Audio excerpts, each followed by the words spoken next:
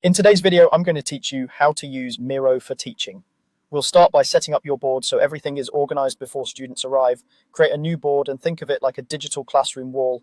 Add frames to act as clear sections for lessons, topics, or activities. Frames help you guide attention and keep the flow predictable. Give each frame a short, descriptive title so students always know where they are. Arrange frames from left to right or top to bottom to mirror your lesson sequence. Consider color coding frames by lesson phase, like warm-up, practice, and reflection, so it's easy for learners to follow along. Next, save time by using templates. Click Templates and browse the Education category to find mind maps for brainstorming, timelines for historical sequences, and lesson plan layouts for structured sessions. Templates are fully customizable, so swap placeholders for your content and delete anything you don't need. If you're not sure which template to pick, choose a simple layout and add complexity as students get comfortable. The goal is clarity, not decoration. Now make your board interactive. Insert sticky notes for quick ideas or exit tickets, text boxes for definitions and instructions, images and shapes to illustrate concepts, and videos for demonstrations or flipped learning moments. Keep instructions short and visible, ideally at the top of each frame so students don't have to hunt for them.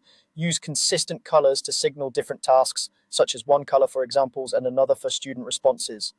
When adding images or videos, include a short caption to anchor attention. Group related elements so nothing shifts while students are working. To engage students, share the board link with the right permissions. If you want collaborative writing or brainstorming, allow editing. If you're collecting feedback, enable comments. Before opening the board, let students know where they should work by pointing to a specific frame and model a quick example. Encourage them to add ideas on stickies, respond to your questions, or weigh in using polls and voting. Voting is great for prioritizing topics, selecting best answers, or making decisions as a class, and it gives quieter students a voice. Finally, run activities smoothly by guiding the class frame by frame. Introduce the task, clarify the expected outcome, and set a clear time window so everyone stays focused. Move around the board to acknowledge contributions and nudge thinking forward.